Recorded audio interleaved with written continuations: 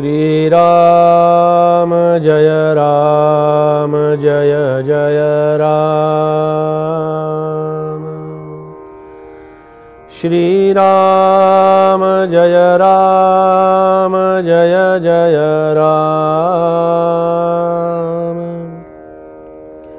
श्रीराम जय जय राम।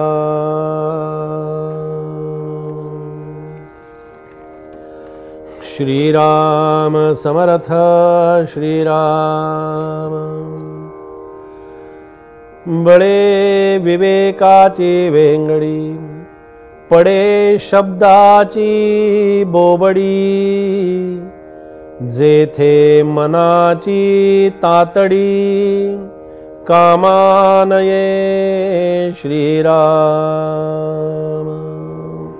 श्रीमद ग्रंथराज दासबोधातील संत स्तवन आपण पाहतो आहोत। या संत स्तवनाचा विचार आत्मसात करण्याचा आपण प्रयत्न करतो आहोत। संत ही अनुभूती आहे। संत हा आपल्या जीवनातला प्रॅक्टिकल विचार आहे। संत ही आपली प्रत्यक्ष सत्य वस्तूबद्दलची कृती आहे। पहा, आपण व्यावहारिक दृष्टीनं किंवा चालू या भौतिक जगाच्या दृष्टीनं थोडंसं संत विचार आपण अभ्यासूया, त्याचा विचार आपण करूया। संत आपण जर वृत्ती म्हटलं तर आपण पाहिलं की वेशावरती संत बघू नका, वेश वरी केला। समर्थांनी फार निक्षून सांगितलंय, खूप कठोरपणानं सांगितलेलं आहे, अतिशय प्रेमळपणानंही सांगितलेलं आहे। या वेशाबद्दल आणि वरवरच्या वरपांग विचारांच्या बद्दल समर्थांच्या इतकी अक्षरशः समर्थांनी त्याच्यावरती झोड उठवलेली आहे। समर्थांनी फार किती परखडपणानं सांगावं। समर्थांनी त्या काळामध्ये असं म्हटलं, वेश वरी केला, खूप वरवरती वेश केला, माळा घातल्या, कफनी घातली, जटा राखल्या, दाढी राखली, सगळे साधुत्वाचे पोशाख सगळे केले, वेश वरी केला, आंतरी दोषची भरला। पहा बरं का, समजावून घ्या। वेश वर खूप वेश केला, खूप मोठा अगदी साहेबासारखा वेश केला, पण तू साहेब आहेस का? तू खूप मोठा वेश धारण केलास, पण तू त्या वेशाप्रमाणे नुसता वेश केला म्हणून काय झालं? कुठल्याही क्षेत्रामध्ये गेल्यानंतर नुसता त्याच्याप्रमाणे ती नक्कल करणं फार सोपं असतं, त्याच्याप्रमाणे पोशाख करणं फार सोपं असतं, पण तो पोशाख करणारा हा पोशाखही लगेच लक्षात येतो, पण तो खरा साहेब असतो का? तर नसतो। आपण इथे साधुत्वाचा आणि परमार्थाचा विषय पाहतो आहोत। एखाद्या व्यक्तीनं खूप मोठा वेश केला, परिधान केला, वेश वरी केला समर्थ म्हणाले, पण काय झालं? आंतरी दोषची भरला। आतमध्ये दोषानं भरलायच ना बाबा, आतमध्ये दोषाचं गाठोडं भरलंय, विकल्पाचं गाठोडं भरलंय, पापाचं गाठोडं भरलंय, पाप संगतीचं गाठोडं भरलंय, नको त्या विचारांचं गाठोडं भरलंय, आतमध्ये व्यसनाधीनता भरलेली आहे। हे सगळं पाप आहे, पापकर्म आहे। आंतरी दोषची भरला, मग काय करावं लागेल त्याच्यासाठी? समर्थांनाच प्रार्थना करूया। समर्थच उत्तर देतात आणि सांगतात, वेश वरी केला, आंतरी दोषची भरला, तरी त्या दोषाच्या दहनाला, दहन शब्द वापरलाय बरं का, तरी त्या दोषाच्या दहनाला आत्मज्ञान पाहिजे।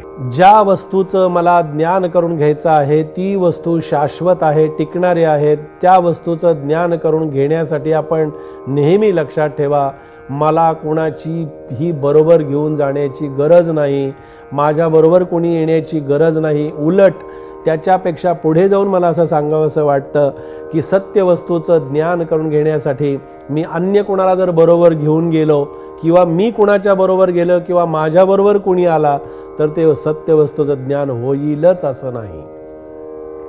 म्हणून त्या ज्ञानाला कुठेतरी मर्यादा असते, वळे विवेकाची वेगळी असं समर्थांनी म्हटलेलं आहे। ब्रह्मवस्तू ब्रह्म सत्य असून जग हे मिथ्या आहे, जगातले व्यवहार मिथ्या आहेत। व्यवहारामध्ये हे कसं बसवावं?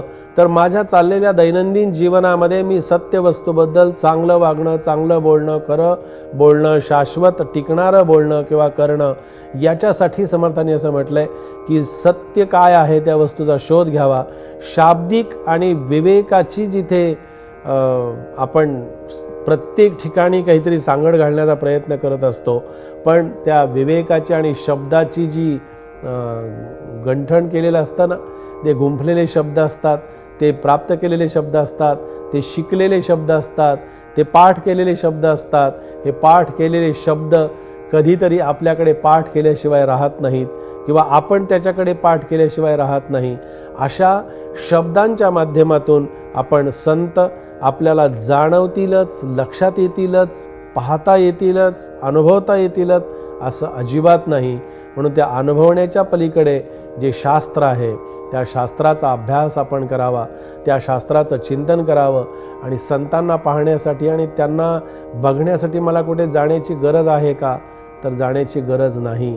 मला ठाईचं बैसोनी करा एकचित्त असं जेव्हा सांगितलं जातं, तेव्हा ते चित्त एकाग्र करण्यासाठी मला संत विचारांची जोड माझ्या जीवनामध्ये कधीतरी ती यावी आणि ते संत विचार मला प्राप्त व्हावेत.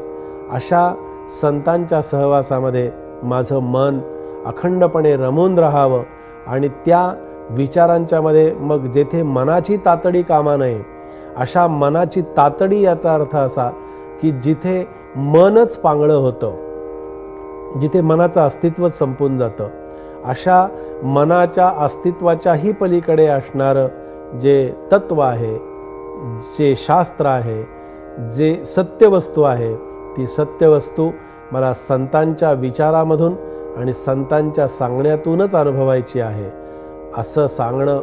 आणि हा संत विचारांचा एक आपण सुंदर अशा प्रकारचा मागोवा या ग्रंथांच्या माध्यमातून घेत असतो आणि तो घ्यावा असंच समर्थांचं हे सांगणं आपल्या जीवनाच्या परिपूर्णतेसाठी आपण उपयोगामध्ये आणावं असा हा समर्थांचा समर्थ विचार आज आपण या ठिकाणी पाहिलेला आहे. जय जय रघुवीर समर्थ.